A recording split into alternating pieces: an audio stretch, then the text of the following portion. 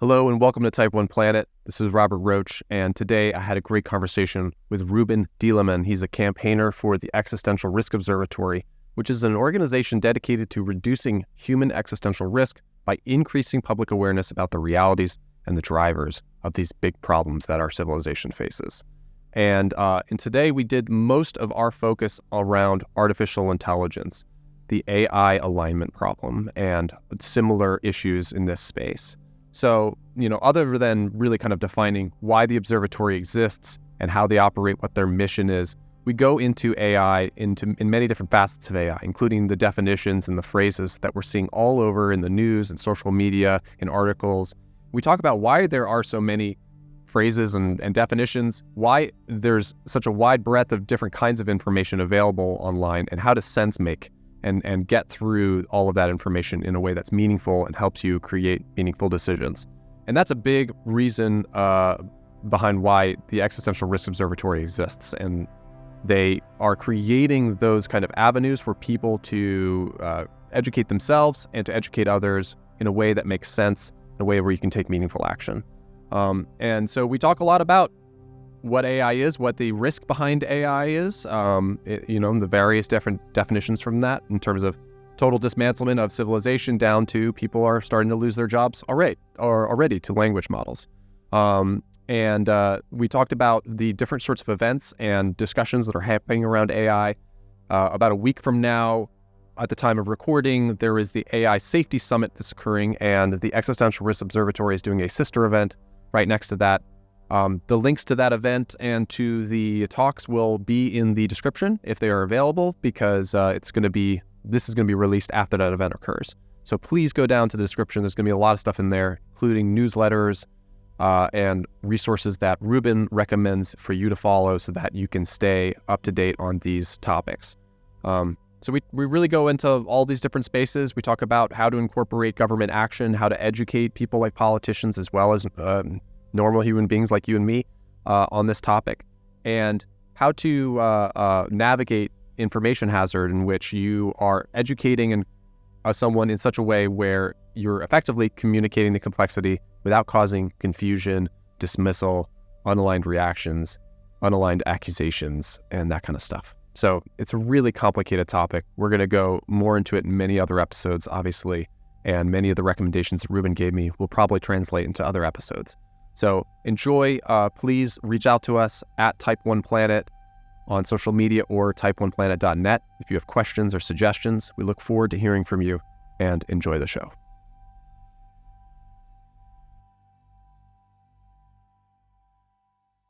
Hello and welcome to Type 1 Planet. I'm Robert Roach, and today I'm joined by Ruben Dieleman, who's a campaigner for the Existential Risk Observatory. Ruben, thank you so much for joining me. Thanks for having me.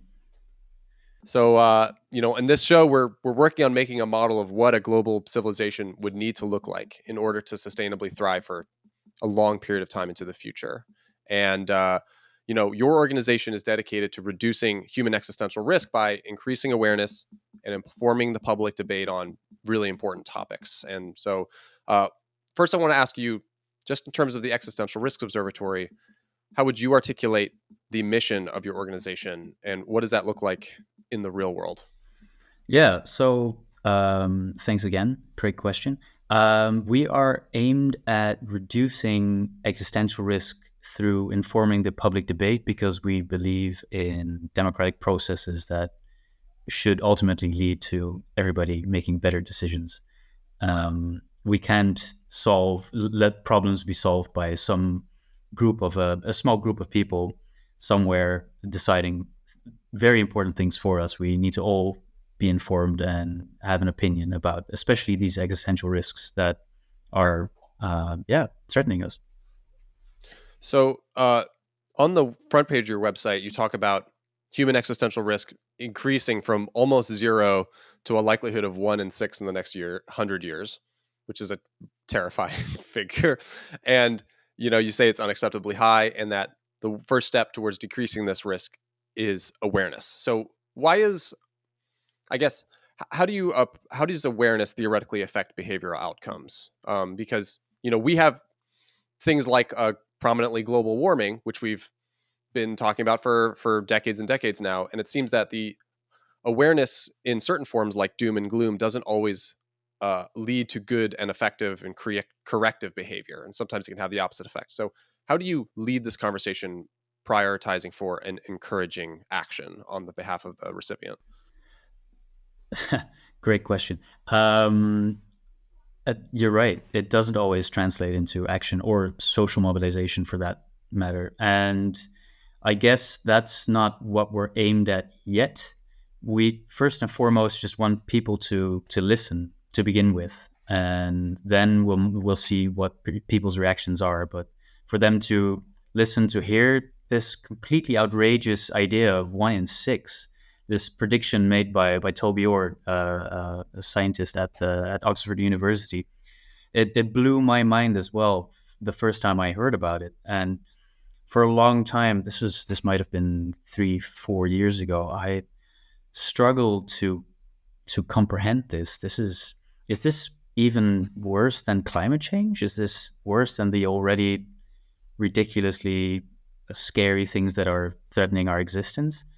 And apparently it is, and it's not very highlighted in our modern day media, at least not in the Netherlands. Like a year ago, there was no discussion, there was no attention for AI X risk, especially, so artificial intelligence, existential risks specifically.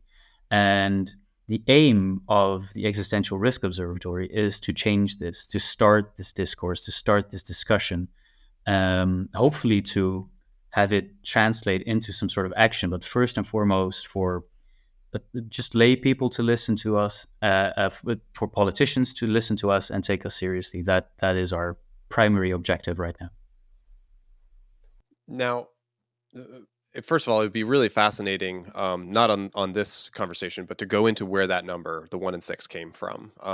Maybe that's a conversation I need to have with Toby myself. But I run into this all the time. Even the phrase existential risk, when I try to describe the purpose of this podcast, which is not entirely dedicated to existential risk, but it's obviously a large portion of it. And so how do you define that term when you're encountering someone who's never heard of it? You can't just say, well, there's a 1 in 6 chance that we all die, in the next 100 years or something like that. How do you define that term? Because I would have thought that global warming might be a facet of existential risk. So tell me where that term comes from your perspective. Yeah. So this is a definitions question, but it's usually contrasted with catastrophes. Global catastrophes are, for instance, climate crises, things that could threaten our existence, but not immediately, acutely, but over time. And it's not at all said that they will wipe out the entire human existence. Whereas with artificial intelligence, advanced artificial intelligence at least, it's hypothesized that has the potential to wipe us out in no time. And that's usually how it is contrasted. All right, let's go into that, because also on the front page of your website is a graph, and it basically says the sources of existential risk, and number one, bar none, is unaligned AI is the term. It's 3 times larger than man-made pandemics and over 10 times larger than nuclear war. So let's first talk about, okay, what is unaligned AI, or the alignment problem? Can you begin just by defining what that term is? Yeah. So unaligned AI, it's supposed that is AI, superintelligent AI, likely, that is not aligned with human values, or it's not aligned with human existence. So AI does not allow that kind of artificial intelligence would not allow for humans to keep on existing, because it somehow is not aligned with its objectives. And this is a term that seems less in use nowadays. I have seen it less and less in recent papers, because in part, the idea that artificial intelligence can be aligned to begin with is starting to be outdated. at least for the past 10 years or so, I think, people have been working on aligning AI with human values, but that is a huge challenge. It's hard to compile or summarize human values to begin with. Uh, maybe let alone that we all want to keep on living, right? Um, and that already is so hard to concretely put into an algorithm or into a large language model, apparently, that this is, as far as I understand at least, less and less a thing. But we still use it That on our website. well, that's such a fascinating concept to me. It's like human beings aren't even aligned on what we want, except I think about it all the time. Like, what is one thing that everyone can agree on? Let's just try to name one. I think everyone likes cold water, like drinking good water, or having a good night's sleep, Uh-huh. basics, but it's there's not a lot much past that. And it was interesting listening to interviews with Sam Altman, the creator of ChatGPT, and the way that he speaks about the creation of that technology, they had no idea. Their expectations were completely unmet by ChatGPT. It went in a different direction. It produces different results than they expect, and it continues to evolve faster and more differently than they expect. So this it's interesting that they would move away from trying to use alignment. Is there another term now, or another, I guess, standard that is being reached for in terms of what good artificial intelligence looks like? Yeah. Also, first and foremost, I have to emphasize that disclaimer: I'm not an expert on anything here. I read a lot, or I doom scroll a lot, as they say, among people that are into this kind of stuff. But yeah, just putting it out there. That being said, I see the terms scalable AI or responsible AI a lot, especially recently with this paper coming out by Anthropic, which is one of the major AI developers at the moment, AI tech labs. Whether or not that's possible remains to be seen, but that is usually, or that is right now, the term that's being used to denote good AI or controllable AI. But that's not at all said that it's actually possible. Okay, I'll find that, maybe some of that stuff from Anthropic, and pop it into the description of this episode, Sure. and let people do that research themselves. That's great. Thank you for that recommendation. So there's all kinds of terms. We're not going to jump into all of them around AI, but I think the bottom line here is that uh, there's very little alignment in terms of understanding and talking about AI because it's moving so quickly. Is that because many of these terms and of these ideas are being produced by separate companies and separate organizations from all over the world, and they're all trying to figure out how to talk about this as a global civilization? Exactly. Yeah. Of course, tech labs in general have a certain incentive to spin this in a particular way, um, so that it may seem, comprehensible or controllable. I understand that, but we, on the other hand, we meaning Existential Risk Observatory, but a whole bunch of other organizations, exactly for the reason that you said, that it's moving so fast, we call for a pause. We think that coming up with all these terms and making it seem like it's a controllable problem is not the way to go. Instead, we plea for a pause of the development so that we can start researching just what the exact capacities or capabilities of new artificial intelligent models are. And yeah, that's relatively new. Okay, has that pause? Is that just a public letter? I mean, we saw the one from Okay. the Future of Life Institute, I believe it was, a couple of months ago. Yeah, yeah, and then another. I I keep on thinking about the abbreviation. It's CAIS, Center for Artificial Intelligence Studies, I believe it was. Also published an open statement. It was not so much as a letter as it was just a statement. We need to have a moratorium or a pause on this development until we know what we're doing exactly, or what we're dealing with. That's exactly what it is. There's a lot of opinions about these statements out there. I think the biggest one is that natural human behavior, especially in a game theoretical situation where you don't know what your opponent is doing, everyone's going to say, okay, I see what you're saying. I'm just going to keep working here because my competitors are probably going to keep working too.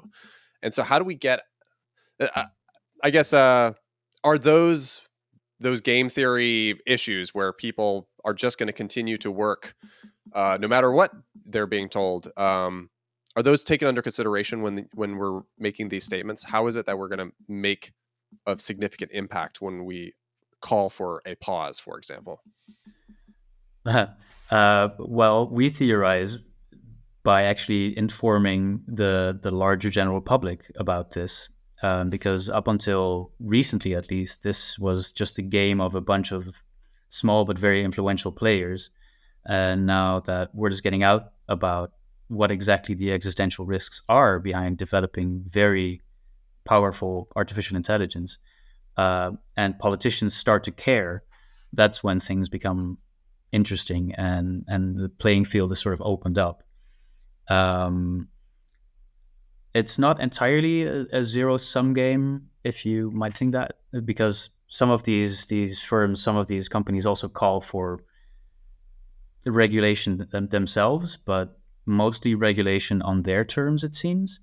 And there might be a lot going on behind closed doors too. We do not fully know, but every day a new piece of information comes out that makes us sort of reframe or maybe re-envision what exactly we're dealing with. So it's a very interesting field, a very new field, and it's very hard to keep track of everything. Okay. Let's just quickly talk about what the risk is, because I'm realizing we never really defined that. There's things like the intelligence explosion, which you can maybe talk about. A lot of people, they just refer to, for some reason, the Matrix or Terminator every single time they talk about the AI explosion and what it could do to the human race. But it's probably not going to be humanoid robots walking around and shooting people in battlefields. We don't know. So what is the risk here, and why is it such an important part of the work that you do? Yeah, exactly. We don't fully know. Not even scientists, programmers, people that have been studying this for a long time know exactly or can exactly predict what will happen. A lot of threat models are differing. I myself have no clear threat model because I've heard and read so much that I think a lot is possible. But exactly that, because a lot of different scenarios are increasingly possible and increasingly realistic, increasingly thinkable, that should be enough for action, to take action.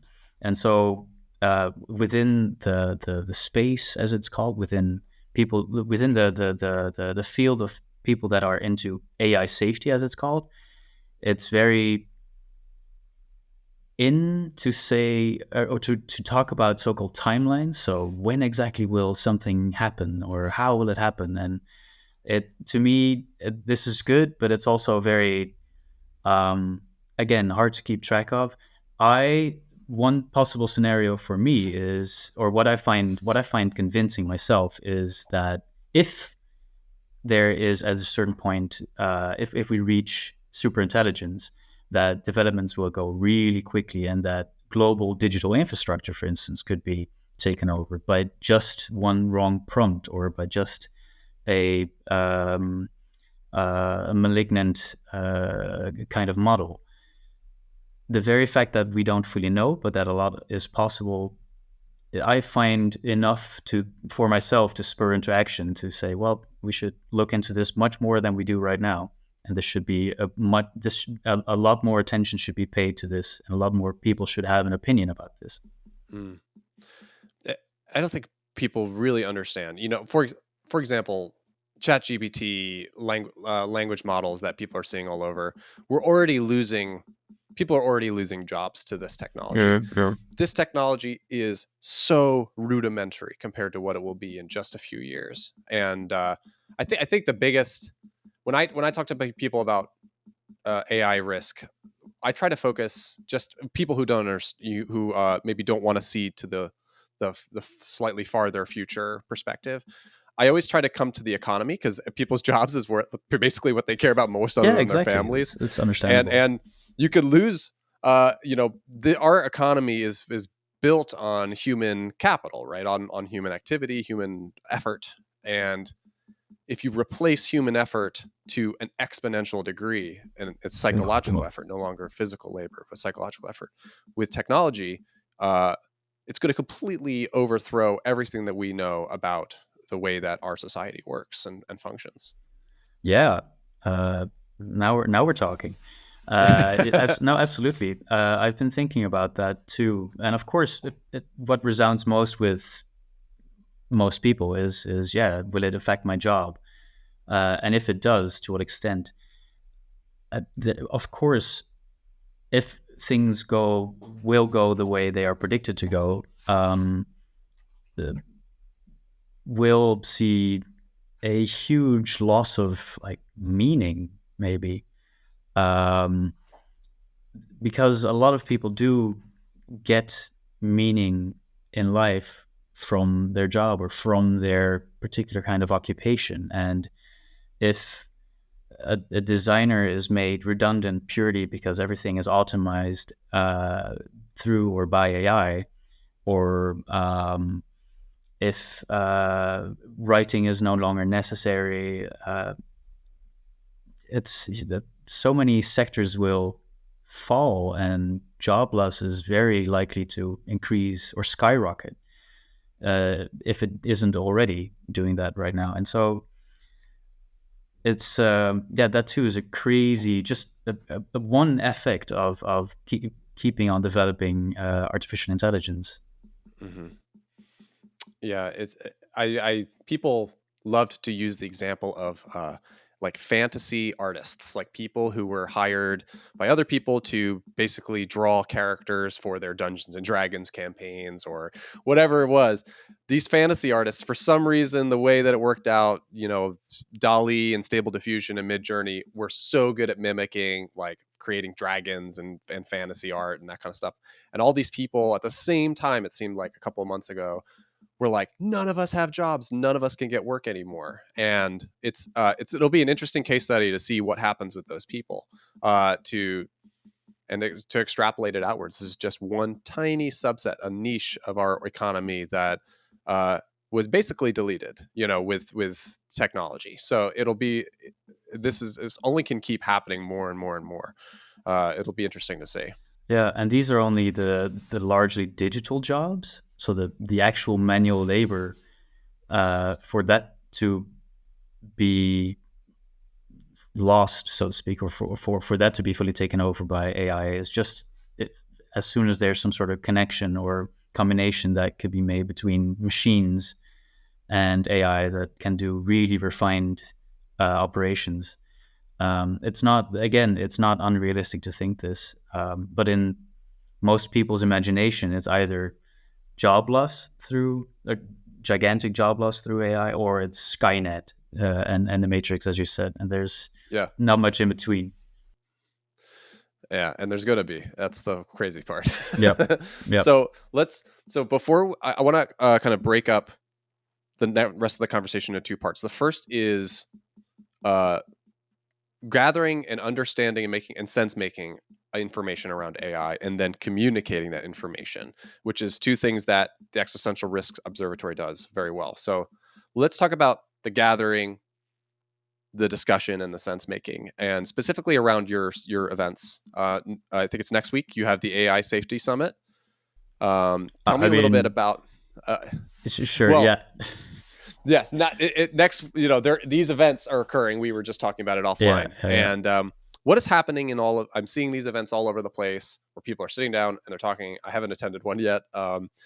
What's happening at all these AI safety summits and events where people are trying to kind of parse apart what's actually happening in the world with AI? right. So this summit that we talked about, this is going to be the first in its kind. This is going to be a high-level political summit, a gathering of world leaders and heads of industry, and then maybe some prominent figures within civil society that are going to talk about existential risk in particular from artificial intelligence. And that is what makes it so exciting to us because, as I said, this is the first in its kind. It could be setting the tone for the future. It could be that, as a consequence, politicians worldwide will realize that this is a thing. It will be agenda setting, maybe. And so there's a lot that can be gained. There's a lot to be lost. And we just want to be there. We haven't been invited or anything, but we want to be around in order to talk about this and in order to help with the agenda setting. So the day before the actual summit, we will organize an event of our own. This will be an event that gathers Professor Stuart Russell, who's a renowned computer scientist. Max Tegmark will be there, also a prominent figure within AI safety. But we'll also have prominent people from civil society. We'll have heads of industry and researchers talking about this as well, just so that we have some sort of, a little piece of our society basically talking about this very topic and trying to reach some sort of conclusion or agreement, at least, on what exactly the problem is and what we can do about it, or what the most desirable outcomes of the summit could be. Now, when gathering our own information, we mainly use sources from academia. As I said before, Toby Ord has written about this a lot. There's a constant flow of quality papers that we follow as well. But on the side, there's also the fun development that these academics and people that have been studying AI experts, they engage with each other and other people on Twitter, now known as X, and to check out these conversations that people are having and to actually be part of them is it's super accessible. It's super easy, and sometimes you also, that's how we sometimes get our knowledge as well. But then to communicate that to other people that are not into that don't follow anybody on Twitter, that are not on Twitter, that don't care about that kind of stuff, that's a whole different ballgame. Mm-hmm. First of all, on the Twitter note, it's really funny. I'm a part of a Signal group, maybe 100 or so members. Such groups exist all over the place of just people who are very informed, sharing information with other people who are very informed. And I'd say at least 80% of the links that are shared are Twitter threads and conversations between debates. People sharing graphs or numbers or even research that they've just recently released, and it's fascinating. So the debate is definitely primarily occurring there, which has been really interesting. Yeah. Also, sometimes on Facebook, apparently, still. Recently, Joshua Benjo and Jan LeCun, who are both prominent scientists, I believe that they both won the Turing Award, actually. They got into a little, well, almost like a vulgar Facebook fight, like a social media disagreement, which was quite highlighted within our circles as well. Like, hey, look at these people going at it. That's, of course, not what we want. We want a civilized debate. But, well, social media works that way, I guess. Yeah. That's a whole nother episode of Type 1 Planet coming soon.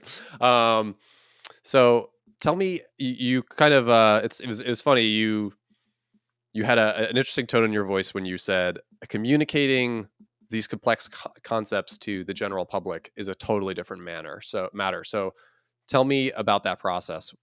What is the goal when you are creating, let's say, an article, a blog post, a video, or something along those lines to inform people about what's going on? How do you make that approach?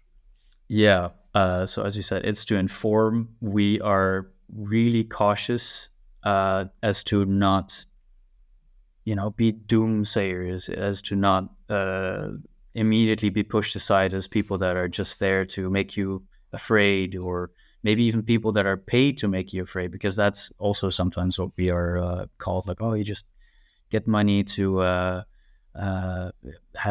employ some sort of marketing stunt for big tech, which is exactly not what we want. We just want people to take these predictions, to take these scenarios that we see seriously, and to get them out there. And so our founder, Otto Barton, he started Existential Risk Observatory when he was still involved in Extinction Rebellion, which is a big action group that tries to raise awareness about climate crises. And it sort of feels like we're also, just like people in activists in the climate movement, we are also not taken seriously. Our sense of urgency is not at all shared, and sometimes we're even deemed to be part of a larger conspiracy or something. And so we really try to emphasize all the time that is not the case. We just read things that you haven't read, and we would like you to read these, or we would like you to listen to the things that we have been listening to, and then form your own opinion. But ideally, be a little bit less optimistic about the way which artificial intelligence development is going. There's a phrase I saw it on the Effective Altruism website, where your organization has a profile, and it was information hazard was an interesting phrase to me that I was curious about. And the only way I could, maybe we can put it into the context of talking to politicians, which you were just saying at the AI Safety Summit, there's going to be more political interaction than before in terms of having these conversations. How do you approach, for example, speaking to the Dutch government in such a way where the education process effectively communicates complexity without causing confusion or dismissal or unaligned reaction? How do you do it without? How do you talk about a 1 in 6 survival rate of the human race without being doom and gloom? I guess is a really great way of putting it. That's really hard. So what I believe in is some sort of dynamic between politicians and their constituency. As long as the constituency doesn't care and is not informed about this, politicians will not care.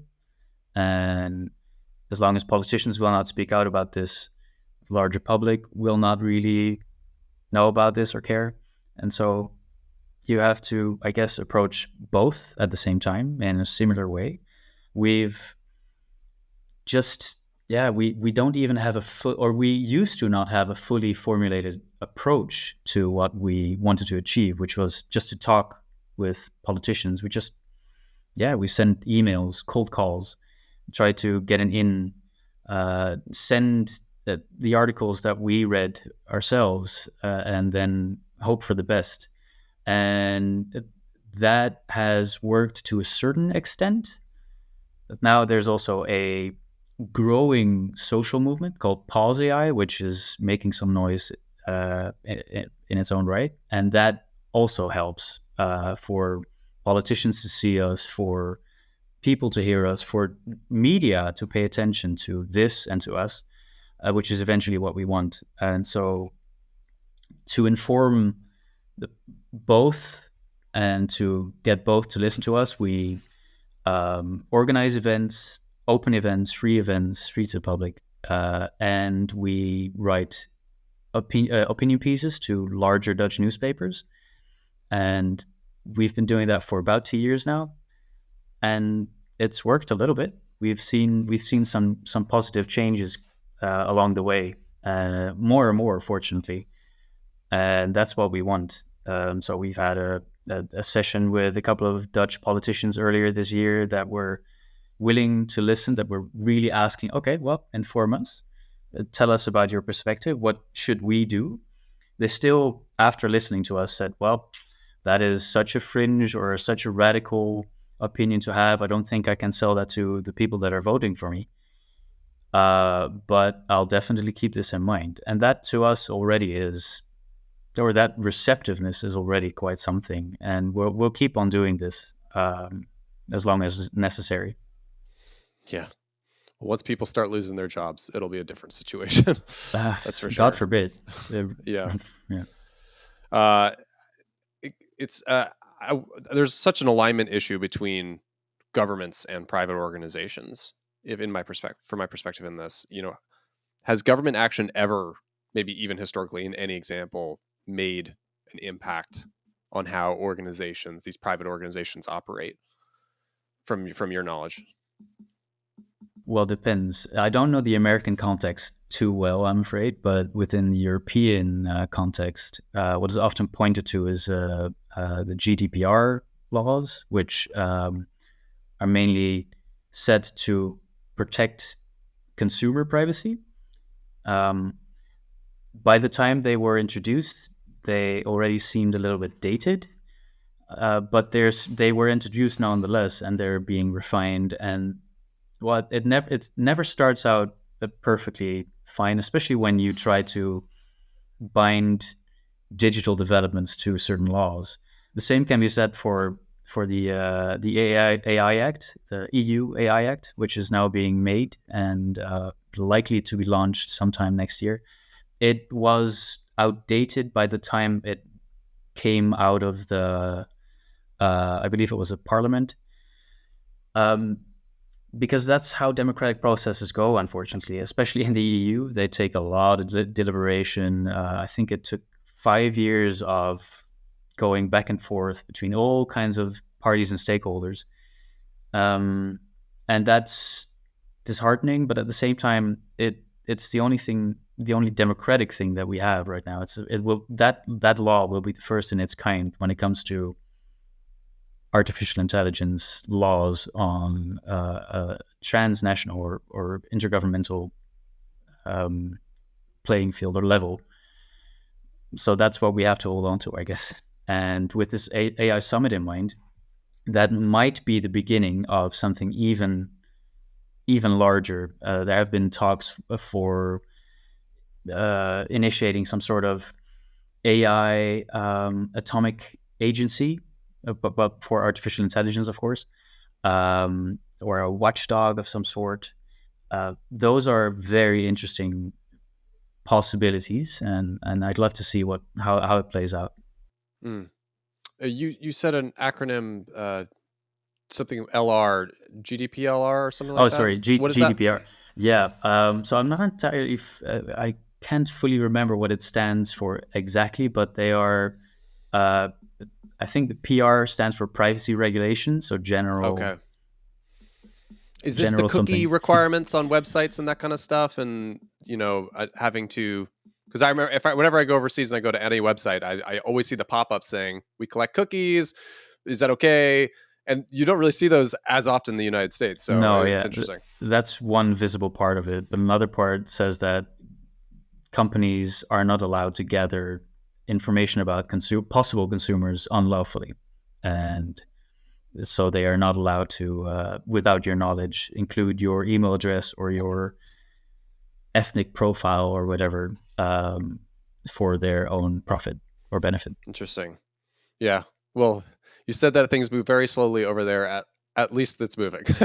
Something is happening. To my knowledge, the US doesn't have a law about or for AI ethics and development yet, but who knows? Yeah, not much. We need to. Americans are very reliant on incentive structures, it seems. So there's got to be some bad stuff going on for people to start taking action. So I guess this is such a fast-moving topic. We mentioned Twitter. If for people who are listening, people who are struggling to stay abreast of the conversation, myself included, how do you keep abreast of all of the updates in AI? Where do you suggest that we go to start? Maybe it's specific Twitter accounts or blogs or that kind of stuff. Where do you suggest we start? Right. There are a couple of newsletters that I follow. Technology, what was it called again? Technology Press Review is one of them. But I'll list all of these in the description, so please take your time and list them out. Okay, yeah, cool. They're very helpful. Okay, yeah. The problem is I have a registration or a subscription to so many of them that I can't keep track of them myself. But yeah, I'll if listeners out there are interested, I will definitely be sending you all these newsletters so that can be included. Please do. Yeah. After this interview, send them to me, and then I'll include them in the description. So go check at the bottom. All right. I love that. And then individuals, people that, for example, who do you suggest that I would speak to go deeper on these topics? Maybe in some of the spaces where you said, I'm not an expert, or in some of the places where I wasn't poking around that you think I should be in terms of better understanding this topic. Right.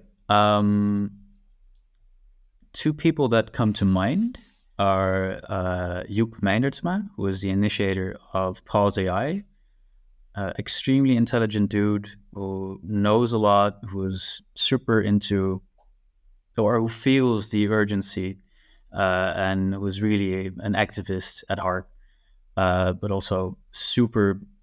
He can explain it so much better than I do, basically. So that's one.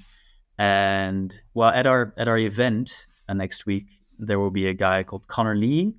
He is the CEO of this company called this AI startup called Conjecture, and he is also amazing to talk with. Super intense. He knows this. He's super intelligent, and he can phrase it so much better than I do. I have heard about Conjecture, I believe. It might have been on some of the threads that I'm on, so that'll be helpul to Very check possible, out. Yeah. Okay.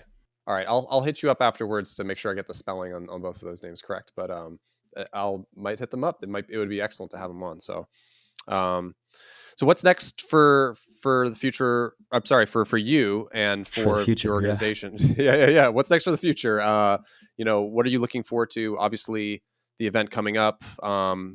How can people stay abreast in terms of what the Existential Risk Observatory is doing? And specifically, are your events in English and available to watch online? Are my other two questions. Yep, they are all in English. So far, they have been all in English. And all the events so far have been live streamed. This upcoming event may not be live streamed. We are working on that. But in any case, check out existentialriskobservatory.org and check out our website, or check out our newsletter. We're also active, of course, on Twitter, on other social media platforms, and that's where we try to share what we've been doing, what we think is important and interesting. And that's what I think I would recommend people do. Yeah, I actually started following you guys on Twitter before I even knew you or Otto or anyone on the team, and it's a great Twitter account, so I can highly recommend it. A lot of good information on there. Cool. Thank you. Well, Ruben, thank you so much for your time today. This is excellent. I wish you luck on all of the stuff that's coming up, and please keep me fully posted on it, because we're excited to keep this conversation going in such a way where we're keeping up with the rapid adaptation of AI. So it's helpful to have someone like you on the team. Thank you. Much appreciated.